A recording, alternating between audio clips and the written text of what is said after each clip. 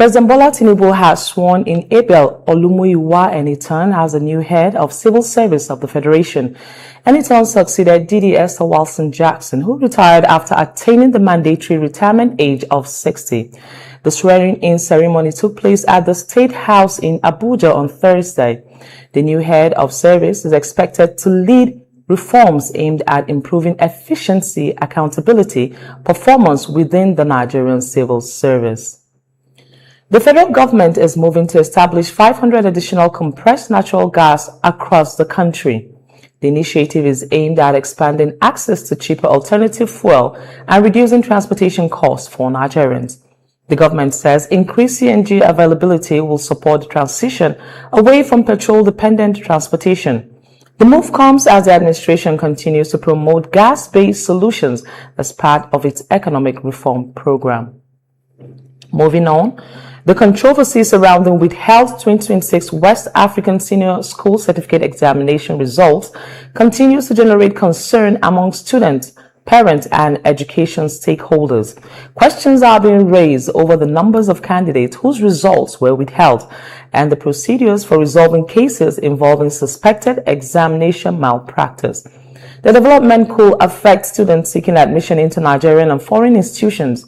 Education stakeholders are calling for transparency and timely resolution to prevent genuine candidates from suffering unnecessary delays. A new report has revealed the scale of Nigeria's kidnapping crisis, with 7,825 people reportedly abducted between July 2025 and June 2026. The SBM intelligence report says the victims were recorded across 1,713 kidnapping and related incidents during the period. It also estimated that at least 1,142 people were killed, while about 7.8 billion naira was paid as ransom. Security analysts warn that the ransom economy is helping criminal groups finance weapons and sustain their 2027 general elections. President Bola Tinubu, Atiku Abubakar, Peter Obi, and other political actors are presenting different approaches to the country's economic and security challenges. The emerging political debate is increasingly focusing on how competing candidates intend to form their promises. Analysts say Nigerians will be watching not only the promises being made, but also the credibility and the cost of proposed policies. Former Vice President Atiku Abubakar's proposal to restore fuel subsidy if elected in 2027 has triggered fresh political debate. Critics within the Tinubu administration argue that a return to subsidy could place significant pressure on government finances. Supporters of Atiku's position maintain that Nigeria needs policies that reduce the cost of living and make essential commodities more affordable. The argument has now become part of the wider economic debate expected to dominate the 2027 election. The presidential candidate of the Social Democratic Party, Adewale Adebayo, has criticized former Vice President Atiku Abubakar over his position on fuel subsidy. Adebayo accused the former Vice President on inconsistency in his approach to subsidy and economic reforms. The controversy is unfolding as opposition politicians increasingly articulate their positions ahead of the 2027 presidential contest. The debate is expected to grow as Nigerians access the economic policies being proposed by different political campaigns. Now we move to business. The naira has strengthened further against the United States dollar at the official foreign exchange market. The currency reportedly reached a 5-month high as market conditions improved. Analysts are watching the development closely because movements in the exchange rate have direct implications for inflation, imports, and business costs. A sustained improvement in the naira could provide some relief for businesses and consumers facing high price. Nigeria is seeking to attract more than $12 billion in investment from global halal economy. The initiative is linked to a broader effort to position the country within a global market estimated at several $1 trillion. Government officials say work streams have already been activated to develop the strategy and identify investment opportunities. Kano, Katsina, and Osun are among the states that have indicated interest in domesticating aspects of the initiative. We'll take a quick break now and we'll be back. Please do stay with us. Watch Skyline News on Nightcomsat and Free TV. Stay connected wherever you are by streaming us live on the Free TV app, available for both iOS and Android devices via the App Store and Google Play. Follow us on all our social media platforms at Skyline TV News for breaking news, updates, and exclusive content.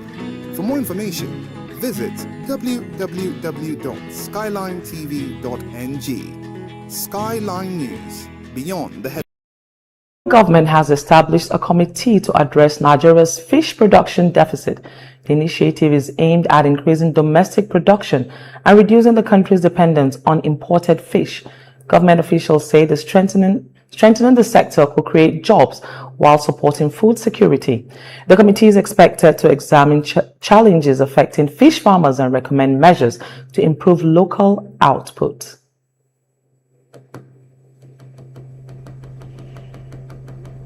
Now we move to security. The Kwara State Police Command has rescued the Onigbesi of Igbesi, Oba Moses Omotayo, and other kidnapped victims.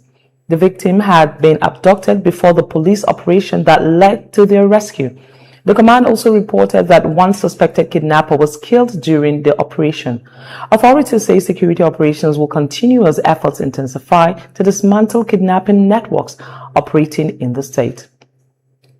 The Nigerian Police Force has invited social media activist Martins Otse, popularly known as Very Dark Man.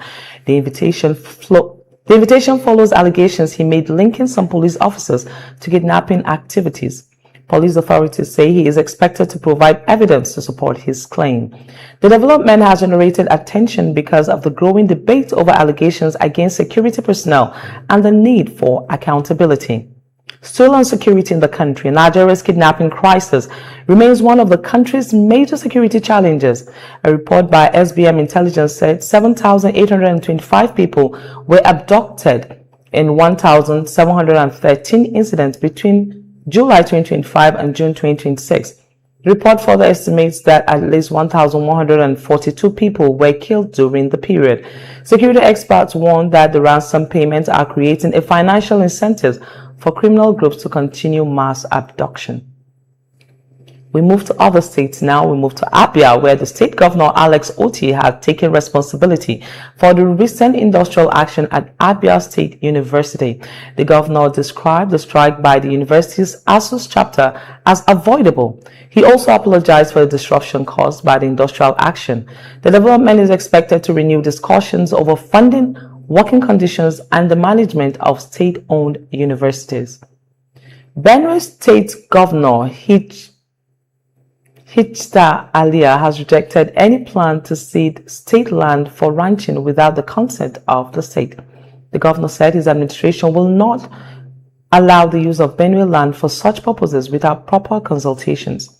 The position comes amid continuing national debate over farmer-herder relations and livestock management. The Benue government says any solution must respect the rights and interests of communities in the state. We move to Osun State, where the Nigerian Police Force has appointed a commissioner of police in the state. Ibrahim Gotan was redeployed from the state command as part of the latest changes within the police leadership. The development comes as security preparations and political activities continue to attract attention in the state. The new police leadership is expected to focus on maintaining law and order and strengthening the public confidence in the command. We move to the foreign scene now, where Russia has launched a major overnight attack on Ukraine involving missiles and drones. Ukrainian authorities reported that several regions came under attack, including Kharkiv, Odessa, Poltava, and Kryvyi Rih. Ukrainian forces said they intercepted several missiles and hundreds of drones during the assault. The latest attacks comes as the war continues, with diplomatic efforts struggling to produce a lasting settlement. We move to Congo now, where it has begun an Ebola vaccination campaign as authorities battle a rapidly spreading outbreak. Health workers are targeting communities considered most at risk of infection. The campaign is aimed at reducing transmission in the country and preventing the outbreak from spreading further. The development comes amid renewed international concern over Ebola and the capacity of health system to contain the disease. Chad has accused Sudan of carrying out an airstrike near their shared border Authorities say the incident killed 12 people and raised tensions between the neighboring countries. The two nations share a long and volatile border affected by Sudan's ongoing conflict. Chadian authorities have increased their alert level as they assess the security implications of the incident. More stories after the break. Please do stay with us.